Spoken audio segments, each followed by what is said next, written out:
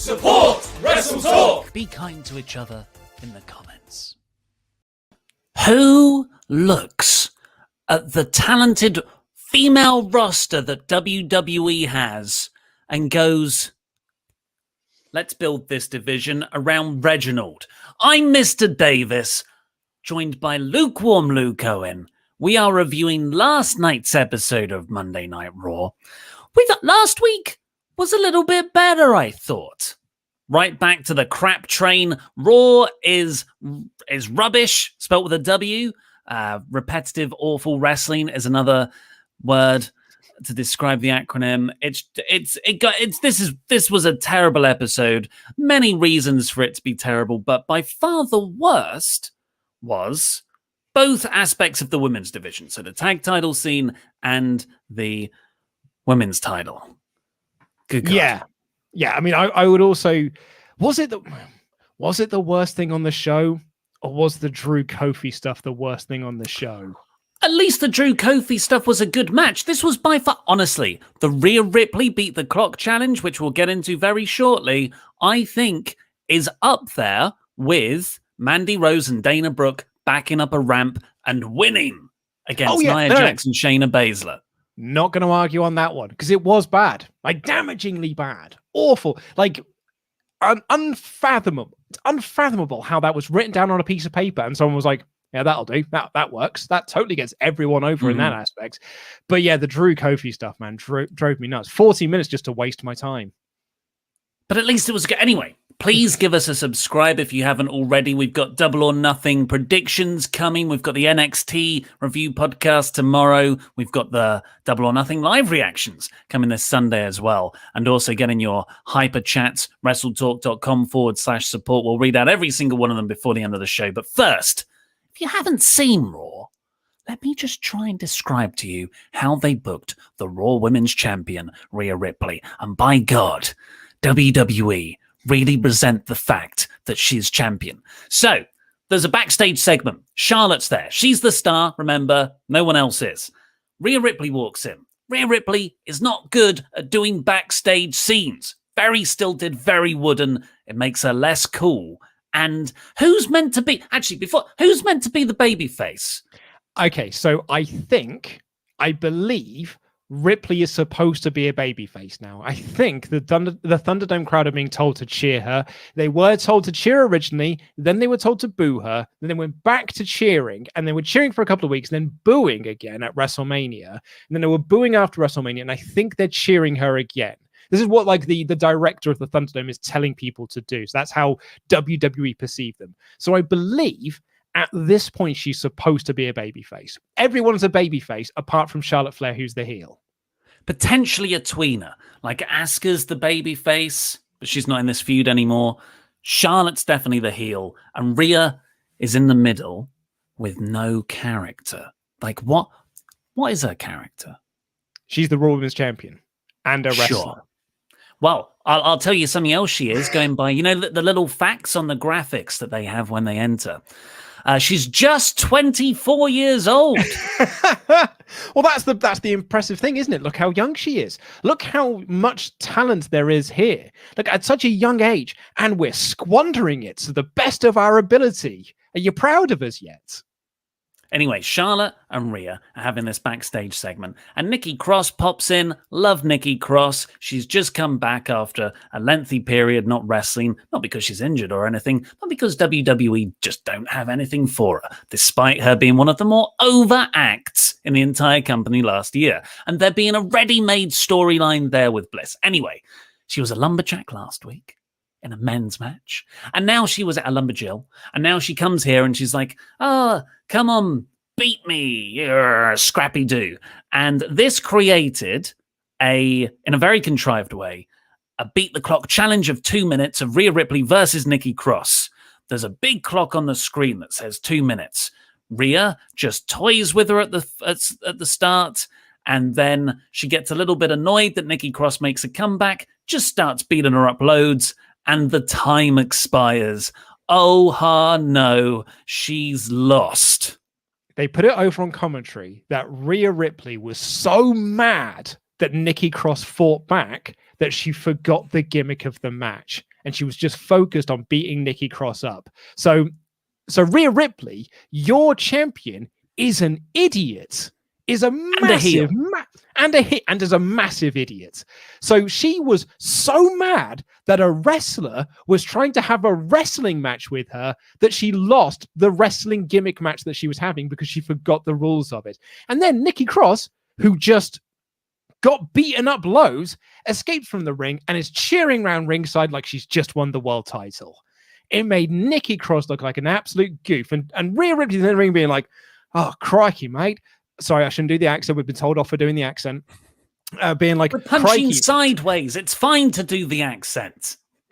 Being like, crikey, mate, I can't believe that I forgot the gimmick of the match. And then Charlotte Flair, who, as you said correctly, like, here is what you need to know about the Raw Women's division. There is one star, and that star is Charlotte Flair. Everyone else is just in the way. Everyone else is actually just an annoyance to WWE because they're not Charlotte Flair.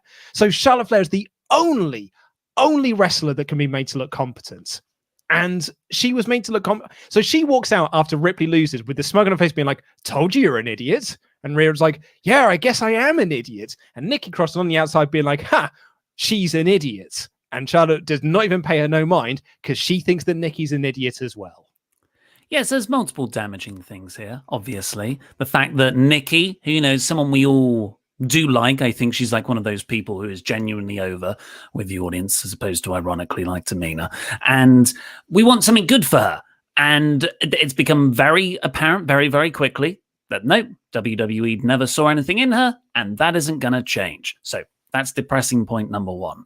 Depressing point number two is, yes, that later on, we get another Charlotte and Asuka match. Charlotte wins. She's now the number one contender for Rhea Ripley's championship. So it really is like one-on-one, but you've just had your babyface champion kind of humiliated, look rubbish, and wrestle a match in a heelish way against someone who was very clearly presented as a babyface in Nikki, going against Charlotte. Like the psychology, this is the most technically inept. Like you think of like just basic fundamentals of wrestling psychology. This was completely wrong. It's, yeah, this insultingly bad. And then on the other end of things, we just had straight up bad in the main event, which was Shayna Baszler and Nia Jax getting another shot at the titles. They lost the tag titles with Tamina and Natalya, who are now the champions. So just to recap what happened here, Shayna, this was the main event of the show, by the way. Can't believe this was. I literally could not believe my eyes that this was the main event of the show. Raw is lacking in star power right now. Without Randy Orton on that card, bloody hell is it lacking star power. Well, I just assumed it had been bumped. When it was like 10 minutes to the end of the show, I just thought, oh, okay, they've done that thing they always do. They've just scrapped something while the show's going on, because it was pre-announced, but they never said it was going to be the big show closing match.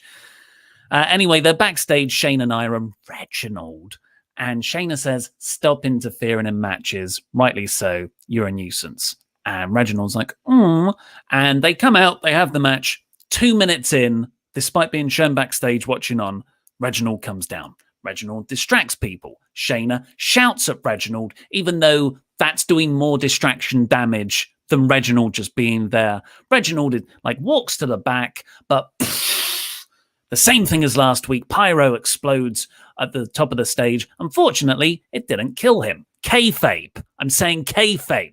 Unfortunately, it didn't kayfabe kill Reginald. It only blinded him. And he just cowers there on the ramp. Shayna's distracted by this, although the distraction spot had already happened. So what's the point there? Natalya gets that sweetest of babyface wins, the distraction roll-up, how heroic. And then Shayna comes up the ramp, gets Reginald, and the big show-closing cliffhanger angle to build next week's Raw is her saying, I will kick the crap out of you next week. We're going to have a match. So we're going to get Reginald and Shayna next week. Okay, so I'm just going to put this out there first because I want to talk about the other stuff as well on this. This is going to get me heat. I know it's going to get me heat because I think people are ironically into Tamina. Tamina is horrible. Tamina has got two things that she does.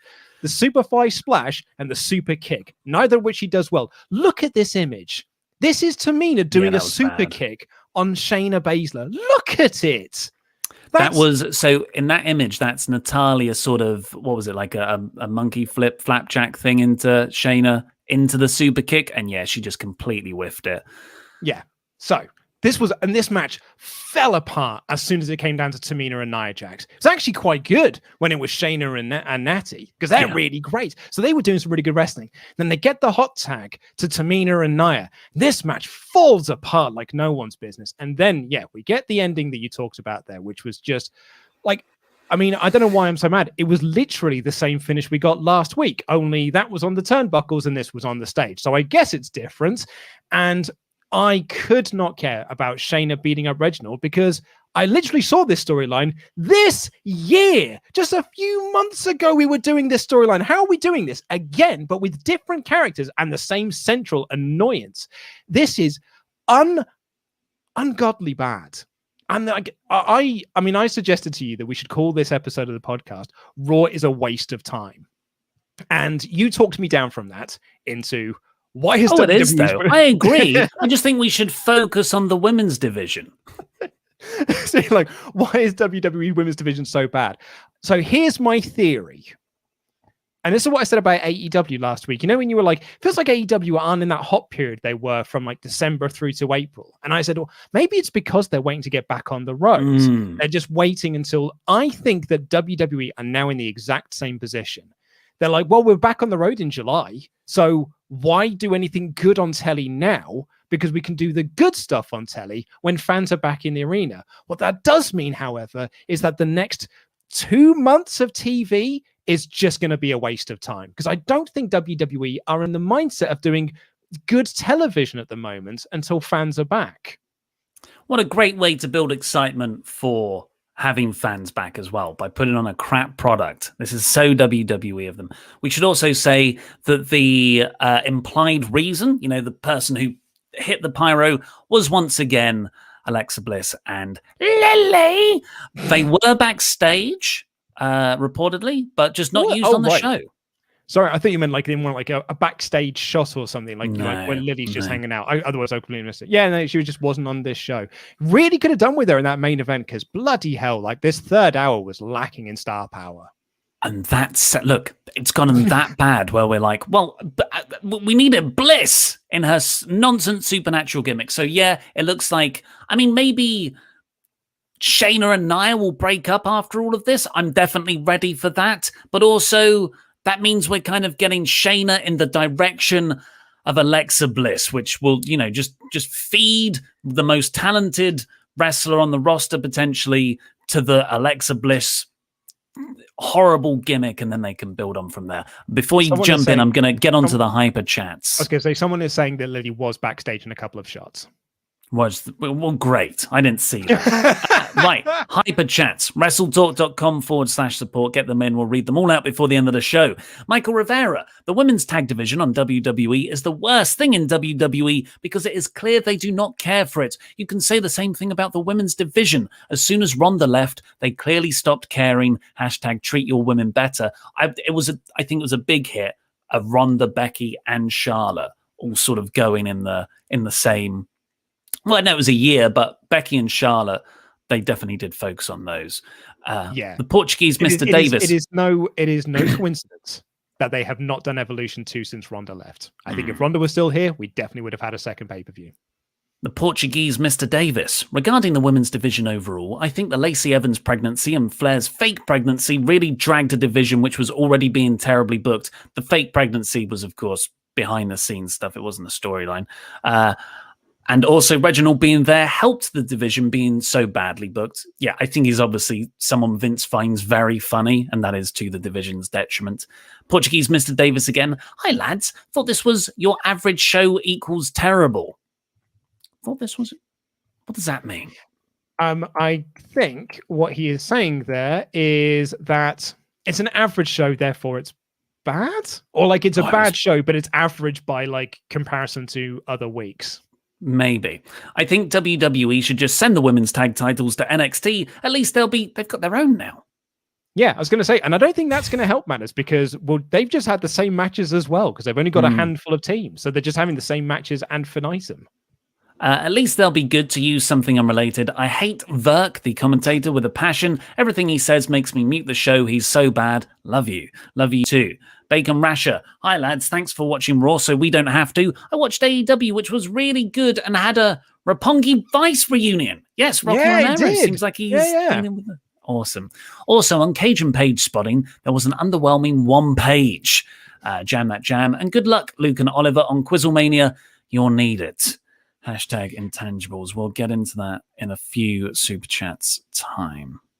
Also, thank you to Betty Boy, who I was just about to make reference to this, but apparently Bliss might have missed the show as her pig, Larry Steve, died. That was good. Might be waiting for me. Yeah, but she was backstage. So I saw that as well, but apparently PW Inside were like, she was fine to work. Okay. Luke Thomas. All right, lads, I've just finished school last week, so I have a bit more time on my hands, so I thought I'd tune into a bit of a Raw.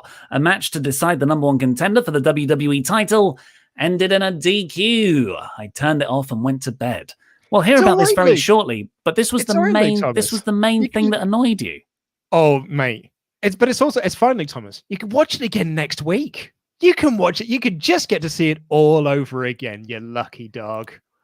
Magnus, finally for now. I don't watch Raw, but it's fun to see you suffer. Love the fans. I just wanted to say thank you for the 10 plus hours of No Rolls Barred this Sunday. Those hours flew by on a lazy Sunday. Perfect entertainment. So keep on jamming that jam, you brave boys. Get all your hyperchats into WrestleTalk.com/support. And it's QuizzleMania tomorrow on partsFUNknown. Go over and subscribe there so you can watch us on that. And it is a tag team contest. And something happened yesterday. Play the clip. Hey man, how's it going? Hey. Yeah, it's been such a long time since we tagged together. I cannot wait for the next Tag QuizzleMania.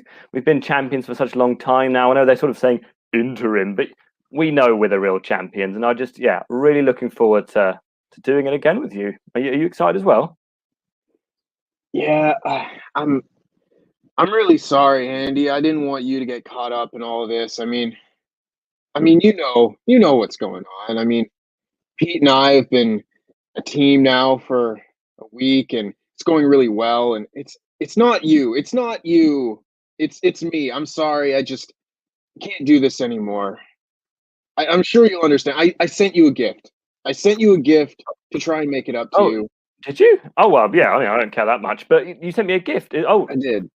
I think I know. Is this from you? It may have been, yes. I knew. Shall I open it now? I think you should, yeah.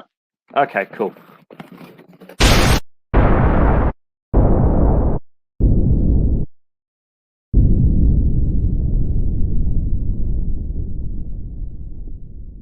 Ow!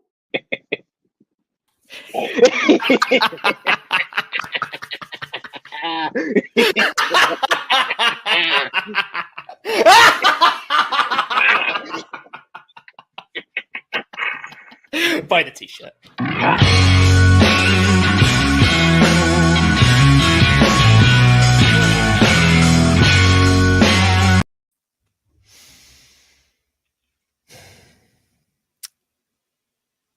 I mean, Andy's in the chat, so I think everything is he's feeling a bit better.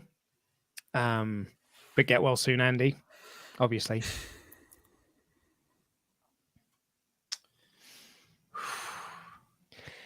So I guess the tag titles were vacated. The QuizzleMania tag team, interim tag team, because we know the Good Brothers are the official tag team champions. But Andy and Tempest were the interim tag champions. They have since been vacated, and we are having a tag team QuizzleMania tomorrow night to crown new interim tag team champions. Mr. Blampied, thank you so much for joining us, by the way. My pleasure. Thank you very much for having me. You're how was Raw? Was it great? Awful. Absolutely terrible. Yeah. Just horrendously bad. Ooh, Yeah. One of the worst. So, but what has happened since then? The announcement came out yesterday.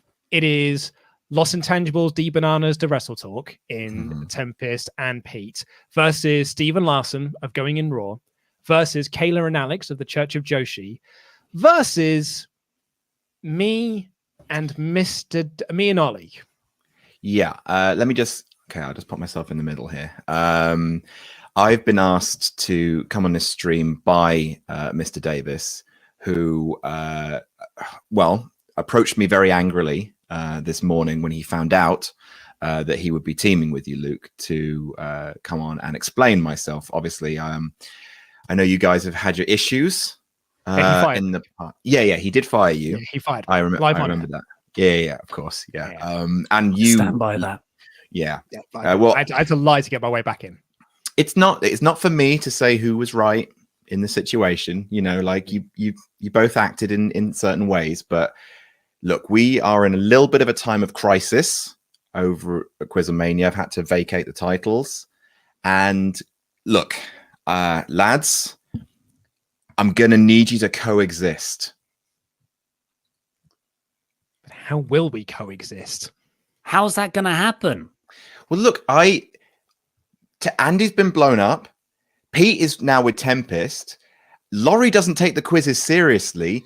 It's Lads, if we're not going to lose the championship to another company or a rogue faction of this one, you two are all we've got.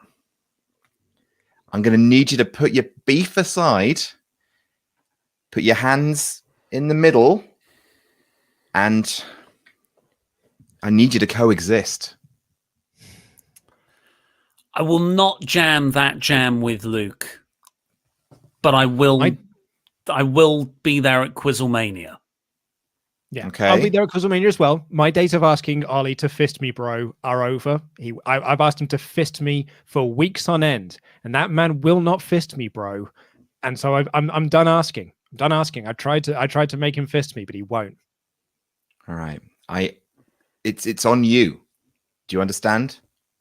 You understand? This is on you to bring the tag team titles back to WrestleTalk. Imagine what happens if Pete and Tempest walk away with it. Pete has aligned himself with Tempest. Tempest can carry the dead corpse of Pete across the finishing line. We know he's capable of it. Mm-hmm. Yeah. They're in jeopardy. Well. Also, how much like non-trivia imagine if they win it. How am I going to get them off them? Tempest is a wrestling trivia machine. All right. So Luke, you're great at QuizzleMania. Ollie, you are, aren't you? Also so if great. you need, you need first ever tag champ, I'll have you know. Yeah. Exactly. You two have done this before. Okay. You're the only chance we've got. Otherwise, we'll lose them to Steven Larson. Can you imagine the humiliation of that? They're not very good. We might lose them to the Church of Joshi, which would actually be pretty cool because they're awesome. They're good. They are good, but they're difficult to get. Do you understand how much rearranging I had to do to manage to fit both of them on one schedule? Like, we'll lose the tag titles forever. You two are the only chance we have of keeping them in-house. Please, boys, I need you to coexist. Well, I'll be there. I'll be there tomorrow night. I'll be there. Why don't we do the fist? Why do we do the fist now? That's not happening. That's not happening. Not going to happen. That's insensitive. I'll put my fist. Nope, that's fine, Adam. Thank you, Adam. Yeah, we've got a Raw review to do. Boys. Thank you. Yeah, thank you, Adam. Cheers, Adam. Well, QuizzleMania tomorrow. partsFUNknown. Maybe I'll see you there. Well, I mean, I will be there. So the next time I see you, I'll be there. Yeah, okay. But this episode of Raw started off with... So awful. This show was terrible. So this show started off with MVP coming out to intro Bobby Lashley. And I was like, is this the same? Is this the same illegal feed I watched last week? No, it wasn't. It was just lazy writing. So Bobby Lashley came out with a different selection of women that it's implied MVP have paid for. But yes, they were different women. So there you go. And they came down. He's gone through the last batch. Here's some more women to enjoy, Bobby.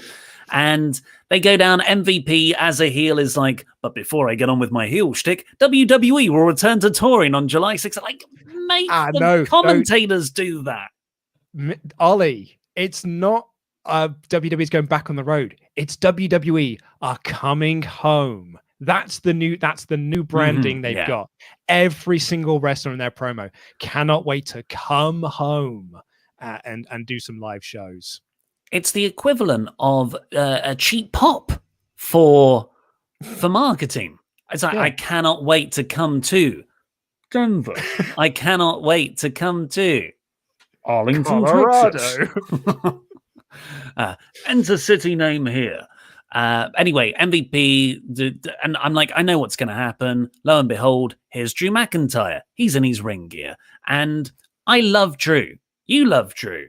Love him. They're making me annoyed at having to see Drew because it's the same stuff every week. It's repetitive. He comes down. He's like, well, I want a one-on-one match with you. I didn't get my one-on-one rematch. First of all, automatic rematches aren't a thing in WWE anymore. And you had a but they're not meant to be. And you had a three-way. So all of this motivation comes from a place of like, it comes off as heelish. The way Drew needs to get that back is he needs to beat loads and loads of other people. And then Adam Pearce goes, your march to the top, back up to the top is relentless. I will grant you another shot. Is Drew a heel right now? Oh, who isn't in WWE? Because like he came out and we're supposed to be on Drew's side because he's the babyface. We're supposed to want to see him win back the WWE Championship because he is the babyface and it is being held by the heel Bobby Lashley. So we're supposed to want to see Drew get the belt back. But Drew is such a whiny little, like, I don't know what the man. He just, all he's doing is whinging. And it's like, so WWE, one of the big fundamental problems is they don't know how to book a babyface. And Drew is proof positive that they don't. And then you got Kofi Kingston come out. Kofi Kingston, by the way, who pinned the WWE champion last week and is not getting a title match off the back of it, even though that's how they kind of set up every other title match that happens within the company. And he comes out and basically says what we're just saying there was like, Drew, mate, you have had chance after chance after chance after chance, and you haven't. Do you know what? I never got a rematch. So I'm now sitting there going like, yeah, Kofi Kingston is 100% right. Drew is definitely wrong. How is Drew a babyface then? This would totally work if Drew was a heel character. But he's not supposed to be. He's supposed to be a likable babyface, and he is not coming across as one right now. Adam Pearce then came out and booked you guessed it, a number one contenders match between Drew and Kofi right now to decide that. They had a very good match where Drew worked, like really did lean into that heelish idea, just threw Kofi around. Kofi's bumping like a madman, got plenty of time. I couldn't get invested in a single goddamn bit because I knew this was going to end in disqualification. Luke, take it away. This match went through two commercial breaks, with Bobby Lashley, MVP, and the ladies at the top of the ramp in the VIP lounge.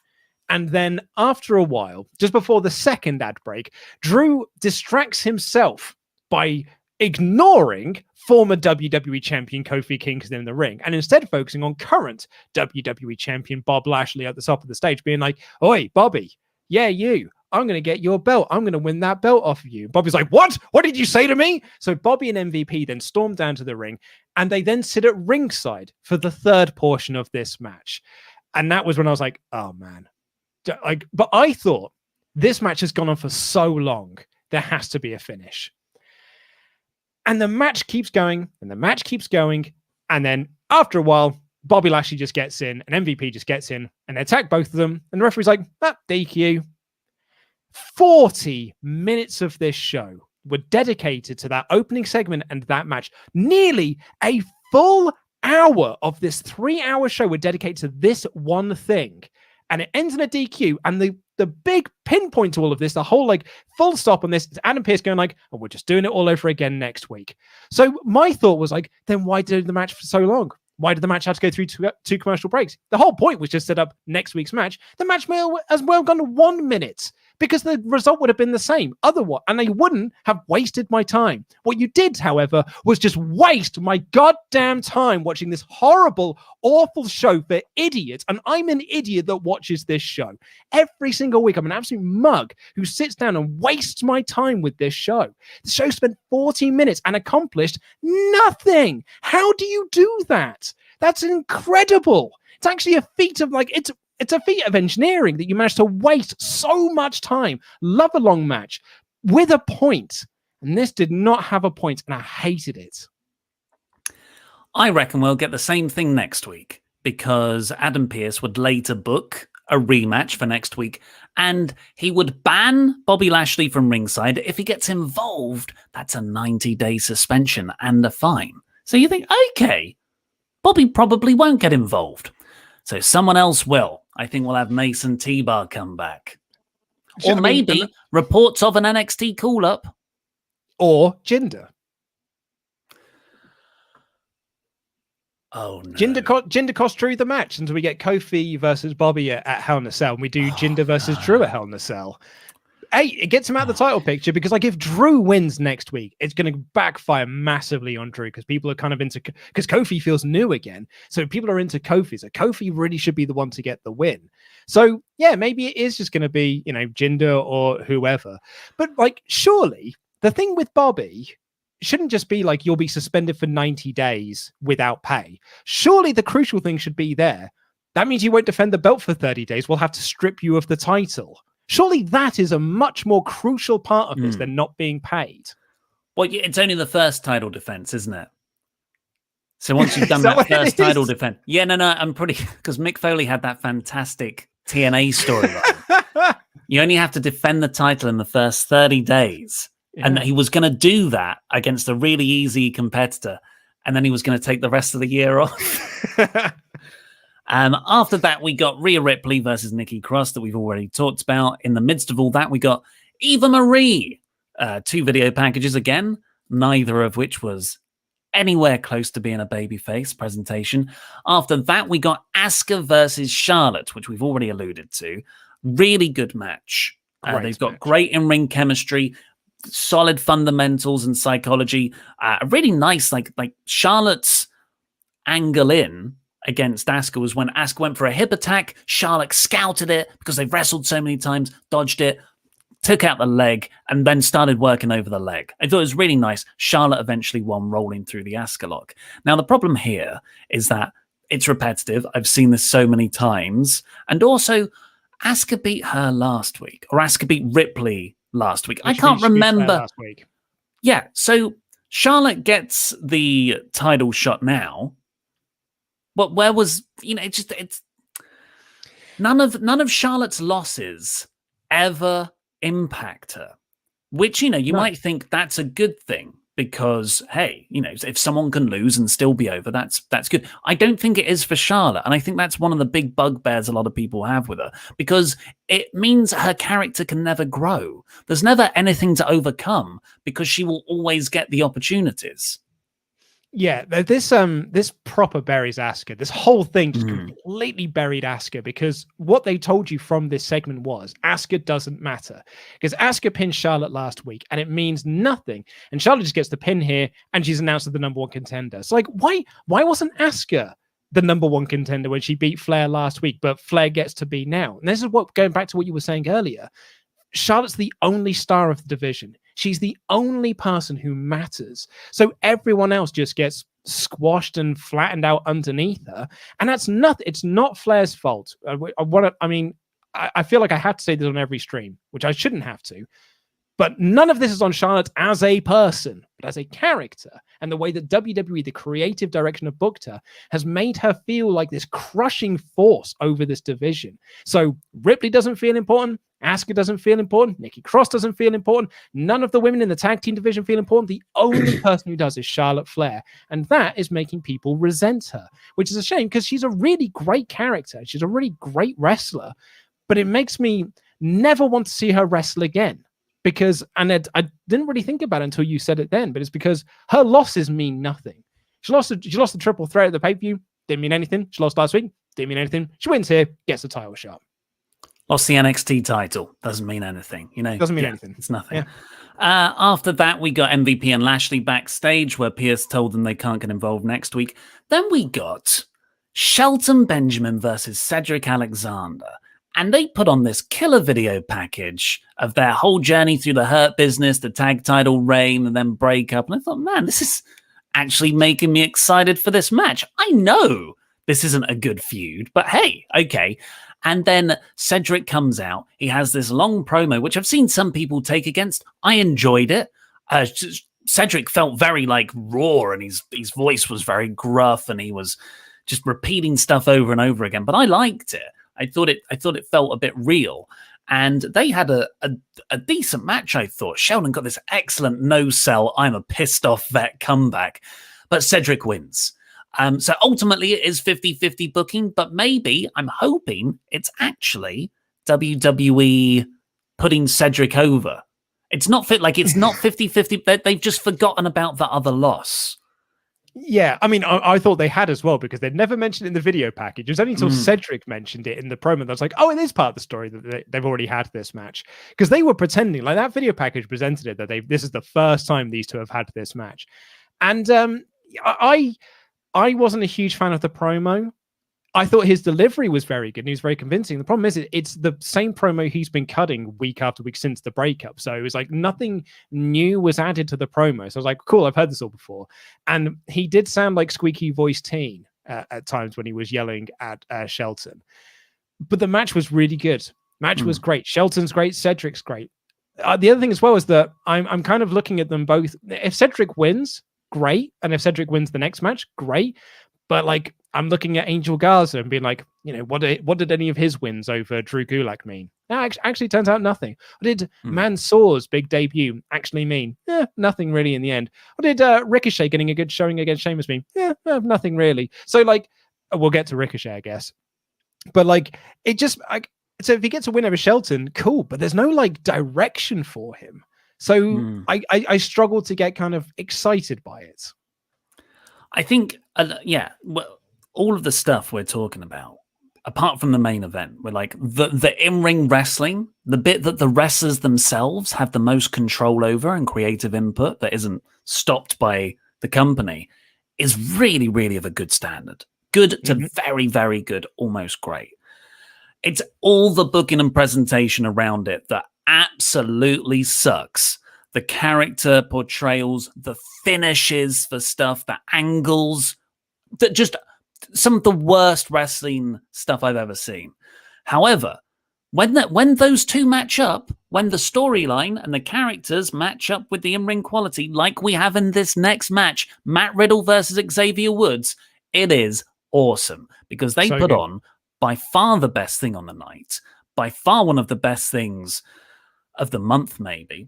Great singles match. And you don't see Xavier Woods have a singles match very often. And I'm always hit, remember that United States title campaign he went on? Everyone was like, you need Big E to break away. I'm like, give me some Xavier Woods going for a mid-card title. And him and Matt Riddle had a serious match here. Xavier Woods is actually quite big. He's the same height as Riddle. I always think he's the small guy. But some great suplexes. Oh man, that catching deadlift suplex was insane in the membrane. It was so cool. A Death Valley driver on the apron from Woods as well. But the move everyone's talking about was this beautiful bit when, again, story and match crossover and that sweet spot of the Venn diagram in the middle. Randy Orton hits an RKO to win. Matt Riddle hits the RKO to win. Oh, what did I say? Randy Orton. That would be less impressive or surprising. No, Matt Riddle won. Hit the RKO to win, which is really, really great. Oh, loved this match so much. This was phenomenal. You said the Xavier Woods United States tournament thing, and we were the ones who were pitching for it. Do you remember that you and I, and man, this feels so funny in hindsight, when they did a member of the New Day is going to be in the gauntlet match, and we were like, it's gutted it. And it was Kofi Kingston that started Kofi Mania. And you and I on that SmackDown review were like, gutted it wasn't Xavier Woods. And I really liked it to have been Xavier Woods. Kofi's great and everything. And I'm glad Kofi's getting this run, but it really should have been Xavier Woods. What fools we are. But it's just because I love watching Woods wrestle, and he doesn't get to do a lot of singles matches, as you say. So it was really cool to see him do the singles match, and it got some time, and it felt like it mattered towards something, because it felt like it mattered towards their tag team feud, and it mattered to the character of Matt Riddle, and it mattered to the character of Xavier Woods. Weird that Kofi wasn't there at ringside, and neither was Randy Orton, but it meant that we didn't get any distraction nonsense in all of this.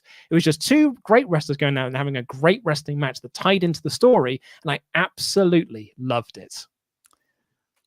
I agree with everything you just said. How do you think this storyline ties into the main event? Because, of course, we've got Kofi kind of split Shayna between Baszler both. and Nia Jax. No, you know what I mean. The men's title. I think Kofi is winning next week. So I think this just delays out that tag team match, and you could do that at Money in the Bank, perhaps. Hell in a Cell. You think they're going to do it at Hell in a Cell is the next one. Sorry, I keep forgetting. I'm concerned. I reckon Kofi might lose. Kofi, because he's in this storyline. Oh man. And it's Drew Lashley. Again, you reckon it's going to be Drew Lashley? But it's in Hell in a Cell. Maybe we can get Mick Foley back to be a referee or something. After that, we got just AJ Styles versus Jakson Ryker. So AJ Styles and Amos are now baby faces, despite having tagged with Elias and Jakson Ryker just 2 weeks ago, not showing any dissension there. Now it's just like they're feuding. This is your Raw Tag Team title feud right now. So incredibly uninspired. And Ryker beats AJ Styles in a match that goes all of 2-3 minutes because Elias did some interference. And it's all just a way to set up Amos coming out to chase Elias and Jakson Ryker away. Now, that falls down quite significantly when Amos can't run at an impressive level. I don't know why WWE do this. They look at a guy who's so incredibly physically impressive, like a Braun Strowman or a Moss here, and the whole idea of wrestling booking is you accentuate the positives and you hide any negatives. What WWE do is, oh, okay, you're a big guy, we're going to make you do everything. And one of those, as we've seen with Braun, involves running. And typically, larger framed people cannot run as quickly as smaller people. This is a matter of physics. And what happens is you get the large people, Big Show, Amos, Braun Strowman, doing these little kind of cartoonish, short-stepped leg runs. Elias and Jakson Ryker had to purposely slow down so Amos could catch up with them and tackle Elias through the Tron, while Corey Graves is saying like an absolute idiot. And not him, but he's being told to do this, undermining all credibility of the announcers, not that they have any. Oh my God, look at Amos. He is running so fast. I wasn't bothered by the Amos stuff. It's annoying that like he's the focus. For me, Jakson Ryker pinned AJ Styles in 2 minutes. Come on, man. And this is, again, the ineptitude of WWE and babyface booking. Or actually, like, they have this idiotic ideal that is, as soon as you have a belt, you can just be beaten. And because it doesn't matter. And it's the same that happens with Money in the Bank. As soon as you win Money in the Bank, you can just be beaten because, but he's got the Money in the Bank, so it's okay. And with AJ, it's like, it's fine. He's a tag champion. We can beat him all the time. And all he has done, when he went to Raw, his gimmick was he's undefeated. He is, and we were like, man, what are they building him to? What are they building towards at WrestleMania? What are the big plans they've got? I was like, it's got to be Triple H. There is no way you're protecting someone this much if it's not for someone like Triple H. Turns out it wasn't for anything, because the second he went into a tag team feud, just got beaten all the time. Lost to Kofi, lost to Woods via DQ. In fact, actually, I've got it all here. And you can notice the second he goes into the tag team division, Kofi Kingston beats AJ Styles. Xavier Woods beats AJ Styles by DQ. Xavier Woods beats AJ Styles. Then AJ and Amos win the tag titles and then beat the New Day again. Then they lost the 6-man. AJ Styles defeated by Elias by a DQ. and then Jakson Ryker defeats AJ Styles. So as soon as he's got a tag belt, as soon as he's in the tag feud, they're like, well, you're a tag guy now, so we can just beat you from pillar to post. That's why no one gets over, because no one feels special or important anymore. AJ Styles is now just a guy. And it's AJ freaking Styles, and he's just a guy now. I thought you were going to use your wand there. You don't get wands on the podcast reviews. You don't, no. Absolutely not. Those are just for the naughty live streams. And finally, we had Sheamus versus Humberto Carrillo, a match that went a few minutes, and Sheamus won by rolling up the tights. It was good for the amount of time it went, but it didn't get enough time. And afterwards, Sheamus continued to beat up Carrillo, so Ricochet made the save, and the babyfaces did a quite cool beatdown, using very athletic moves on Sheamus, and Sheamus rolled out looking, I'll get my revenge, but I'm also quite scared. I don't care, because I've seen him beat them both multiple times clean. Yeah. Also, poor Mansoor, man. Like, what was the point of bringing him up? What was the point of that NXT call-up? We've got 3 hours. Yeah, we have to do 40-minute segments with Kofi and Drew that actually just sets up next week. I hate this show. They called up Mansoor for no reason whatsoever. Brought him up. He's this big contract. Oh, what the big impressive deal. And DQ lost against Sheamus. Hasn't been on TV since. He was in the back. He was one of the lumberjacks last week, and he's not even back in this feud anymore. Ricochet's taken his spot. Carrillo's in there. But yeah, like you say, I've seen him beat both of them. Ricochet twice, in fact, in the space of 24 hours. So why should I care about Ricochet going for the belt again? I hate this show so much. And then we got the main event, which was even worse. Overall, I gave this a 1 out of 5. As did I. Do you know what? The community tab says it's an average what the show. Hell? 40% voted this to be a 3 out of 5 average show. 26% said it was poor. 27% thought it was a 1 out of 5 Raw full show. But 40%, nearly half of the audience, thought this was an average episode of Raw. But 40% thought it was average. Over 50% thought it was worse than average. So yeah, let's just take that. That's fair. Yeah. 2 on 1, split the vote there. Okay. Yeah. Please go over to our Patreon page and become a pledge hammer over there, because you'll get our new Summer Slammiversary 2008 Not review. that either.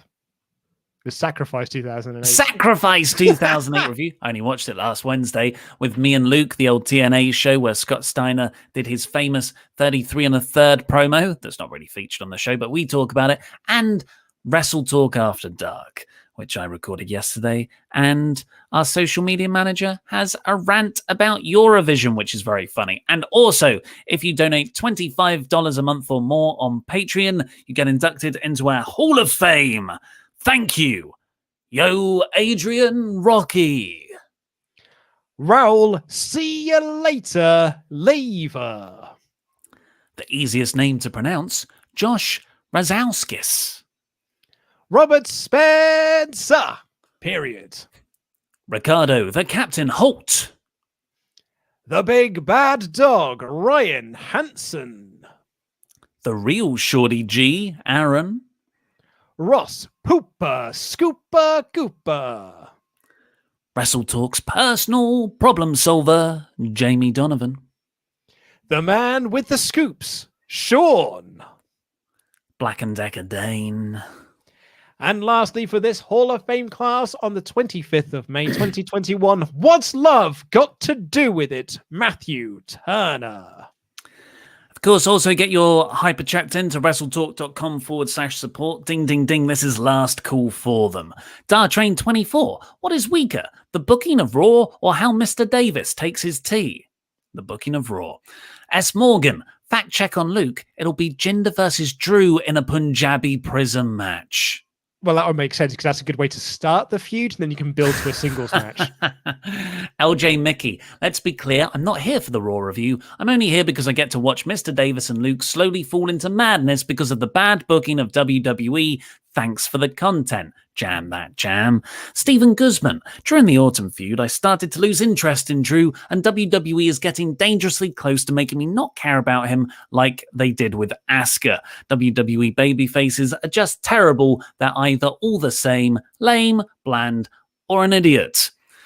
Homer Starfan 13. It was great to see Mike Wozniak pay tribute to Sheamus's old hair on Taskmaster last week. Anyways, if you could have any wrestler appear on a season of Taskmaster, who would you choose and why? American's Taskmaster is a show in over here where celebrities and comedians are set silly tasks to do. And it's great. Did you know there are versions of it in other countries? Like they've said, like, you know, which is what you want from a quiz show. You want the ability to be able to license it out to other countries, because there's an Australian version of it and everything. But this is my answer to this. It's always the same. Xavier Woods. Xavier Woods is the perfect person to be put onto this sort of show. Sami Zayn. It'd be good to argue with Greg. There's a lot you can have there. That one guy, The Rock. That one guy I know, it is amazing how many easy to tell stories are completely effed up by WWE creative. Andrew Gronek, Raw is horrible. The only positive thing I can say is that they are finally putting a coming up on NXT this week segment a little too late, in my opinion. Oh yeah, the war's over. Do you want me to hot tag? Anthony Velasquez said, absolutely nothing matters in WWE, definitely on Raw. Nobody gets over. How am I, as a fan, supposed to care about anyone or anything that happens on this show if nobody feels important? If it wasn't for Roman Reigns on SmackDown, I'd probably just watch AEW. Yeah, SmackDown is the exact same problem, but the Roman stuff is so great. Zachary Jenkins said, guys, let's forget about Raw and talk about the amazing card for Double or Nothing. Cody is walking out to the Rocky theme with Sylvester Stallone and Michael B. Jordan flanking him on each side with Arn in the back holding up his lifting belt. And Joe Strike said, what are the best UK wrestling promotions? Oh God, there's so many. I hope the scene starts to open up again. I don't know how many are going to rise out of the ashes of the pandemic, unfortunately. But and obviously, NXT UK signing up every single bit of talent that they possibly can.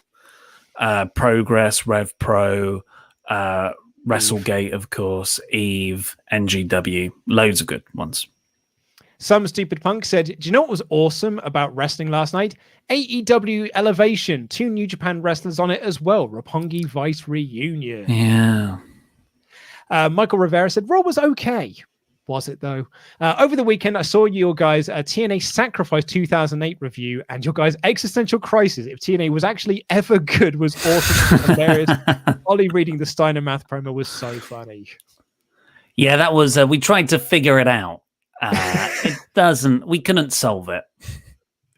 Manny Omega said, update on my CGW takeover. I talked to the superstars. Well, I mean, there's your first mistake, Manny. They're not called superstars. I couldn't convince any of them to take over your channel. WrestleBot, Captain Luke, and Brother Owen said, no way. And some guy named Beastmaster almost killed him, throwing in the white flag. Oh, Manny. Good effort, though.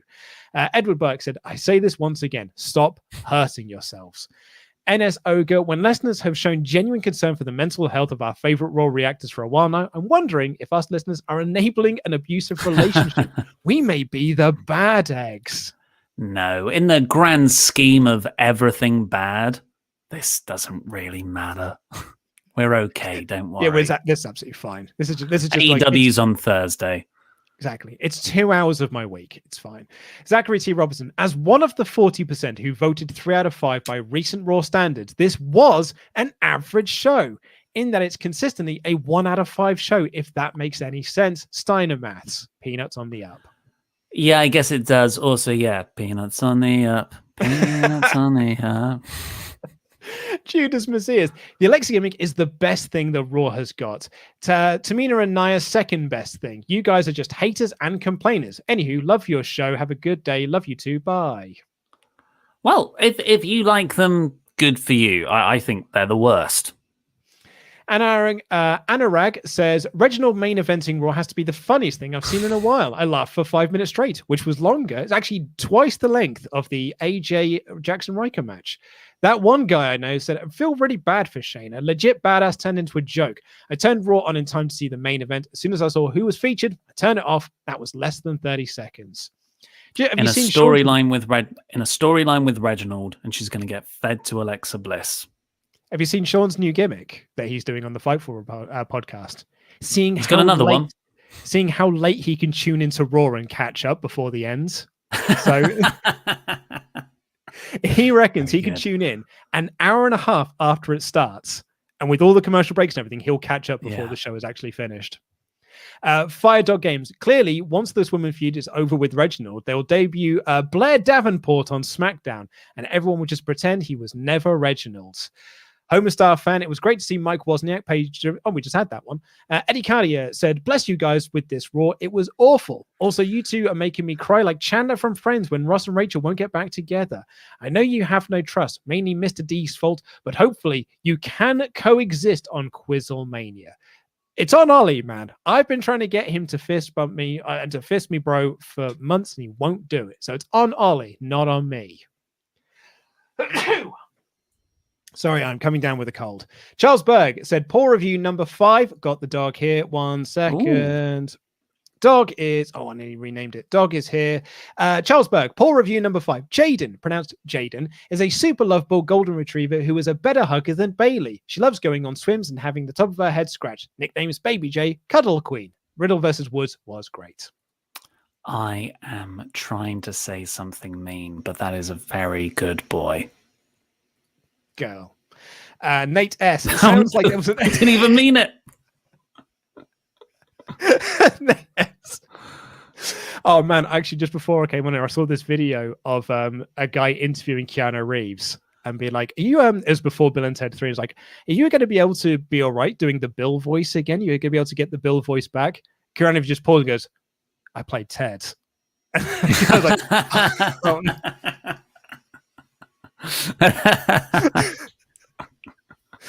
Nate S said, sounds like it was an extra horrible Raw, so I'm jumping on the bandwagon of sending you doggos. Tagged you on Twitter with a view of my dog. Thanks for reviewing mine. Luke's rants are quite cathartic and enjoyable. And Zachary T. Robinson, if that darned fool Tempest is competing on QuizzleMania tomorrow, does that make Sully the new fact checker? In all seriousness, please make Sully a QuizzleMania mainstay. He's such a good fit for the show. He could be our Alan Davies. Who's going to be on Taskmaster? Yeah, it's all coming together. Anyway, subscribe to partsFUNknown and to this channel, of course. WrestleTalk Podcast will have NXT review tomorrow with those dastardly intangibles, and me and Luke doing the AEW predictions, or maybe not, I guess. There's no AEW Dynamite review this week. It's me against Tempest and Pete for the predictions. Yeah, you've got me as a tag partner on Wednesday, and that was forced upon us. But like, you still haven't got anyone lined up for the AEW prediction show on Thursday. So good luck with that one. Tune in to partsFUNknown's QuizzleMania tomorrow, where it is a 4-way to crown the new interim tag team champions. It'll be Steven Larson versus the Church of Joshi versus the Intangibles versus me and Luke. Not my decision. So yes, subscribe here, go over to WrestleTalk and watch the news from earlier and jam that jam. I ain't fist bumping you, bro.